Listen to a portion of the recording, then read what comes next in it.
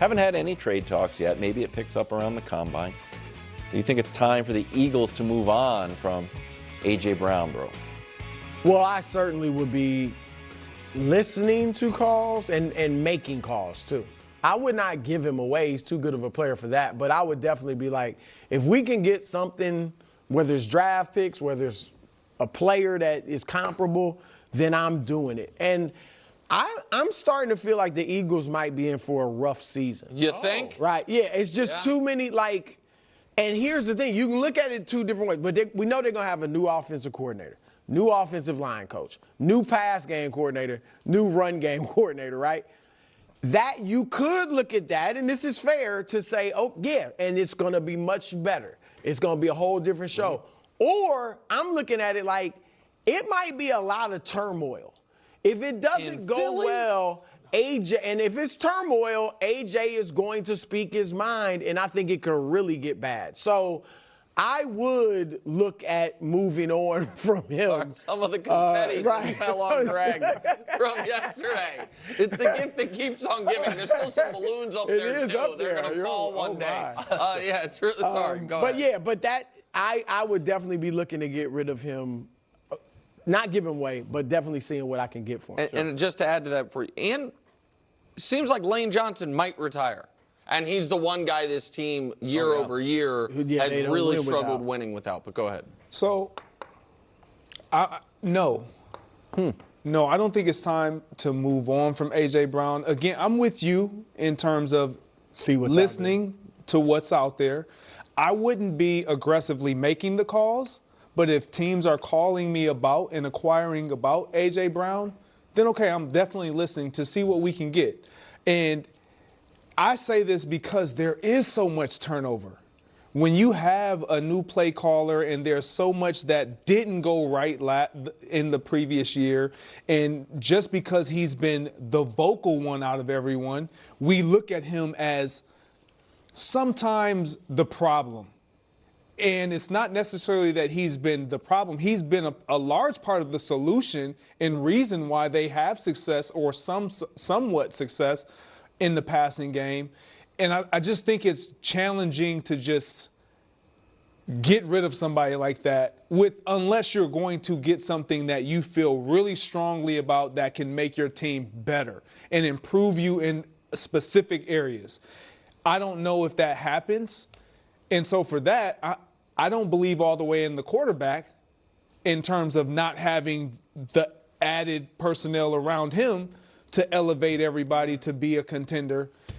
I know you do, Wilds. Yeah. Well, but we all know where it should happen. What should happen? That A.J. Brown left Tennessee, an organization that was going through some turmoil, landed with the Eagles, had some great years, won a Super Bowl, said, you know what, that was great, but I need more. Then had a down year and was telling people on a live stream, hey, if you've got me in fantasy football, put me on the waiver wire. I'm not getting the ball. Hey, listen, New England is going to be, first of all, trading him, he's $23 million on your cap to play for you. He's $43 million if you trade him. For AJ, not trade for him, KW, Philly. I'm saying for Philly. Yeah. Which means if I'm Howie Roseman, that the table stakes is at least a first-round pick. So I think, but again, you guys have a late first-round pick. So that's not a top 10 pick. No one's trading that for A.J. Brown. But a good team trading a first-round pick is what I think would get Philly interested. New England is going to come up. I would imagine Buffalo will come up. Sure. And I would imagine Denver. That's interesting. I was thinking Houston. I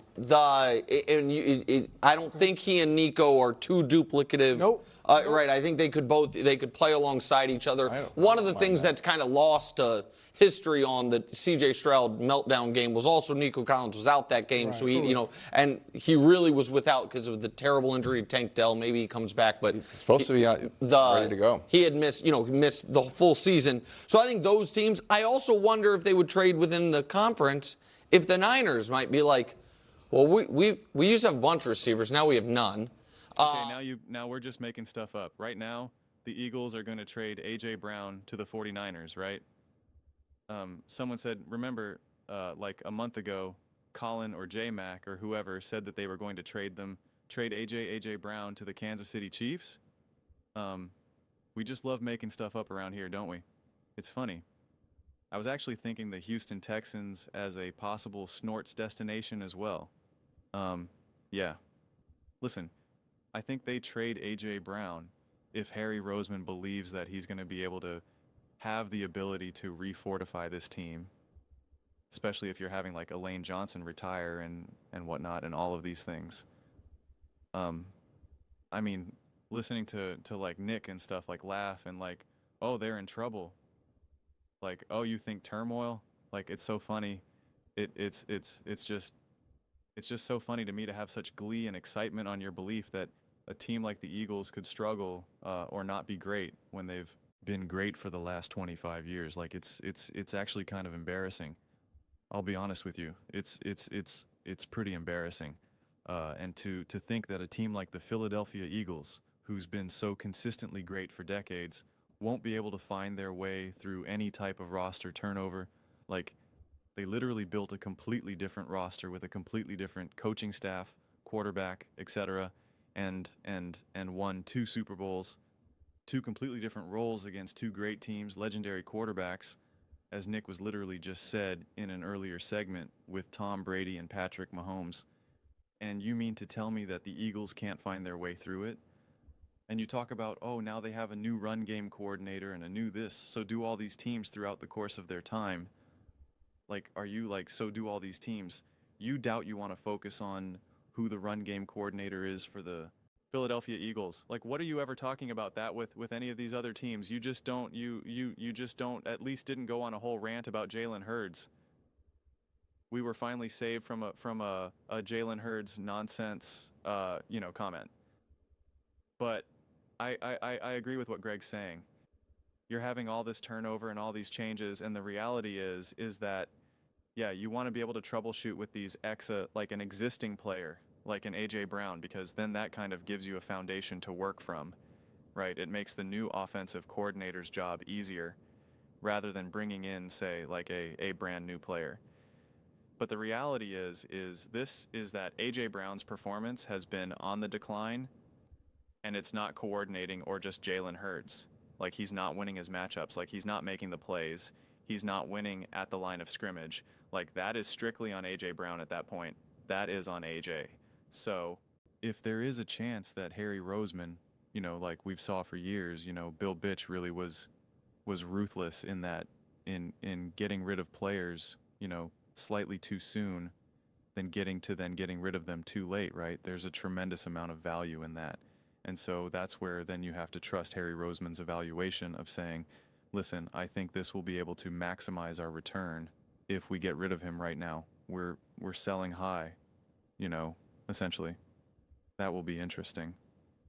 Now, that is the tough part about having coordinators that you don't like and having issues with the offensive line, because I do still think it's harder to evaluate. It just muffles things up a little bit. Whereas you would like to see what things look like with a new operation, new coaching and whatnot. The O-line is the biggest question mark because, unfortunately you're having 2 players that might retire. One because of age and one because of chronic injury. And so that, is a tricky thing. And so if they do need to rebuild the O-line, and if you get rid of AJ Brown and now that puts you in the driver's seat to really expedite that, then yeah, you'd be probably willing to do that, right?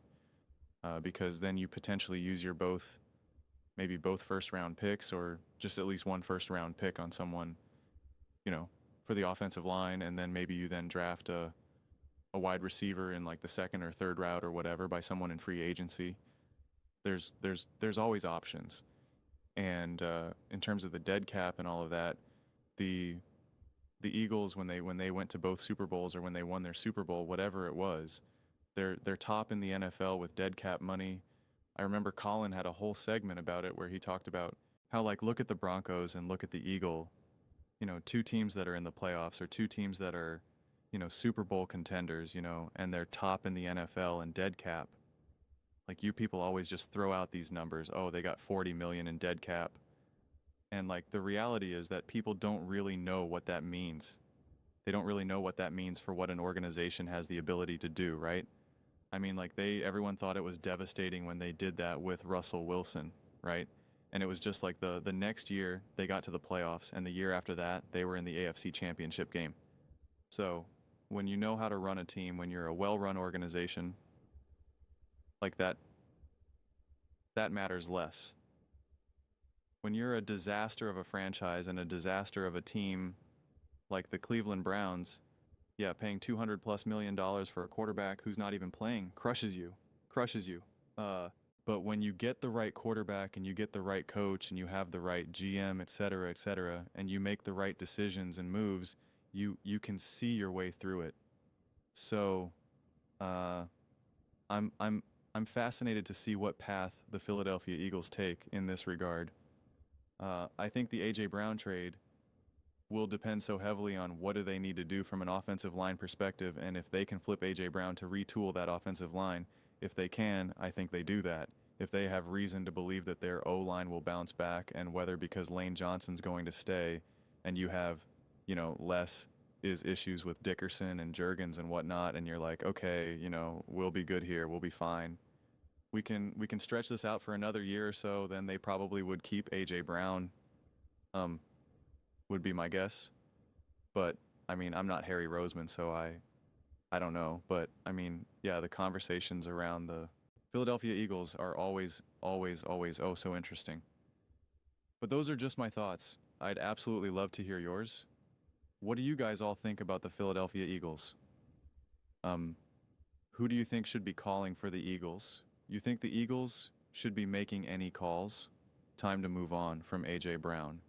Let me know your thoughts in the comments below. I read every single comment. It's whether you agree with me or disagree with me. Either way, let's get to some discussions, get some fights, but ultimately let's just have some fun. Please do consider subscribing. We're building an amazing community here, and absolutely love to see you part of it.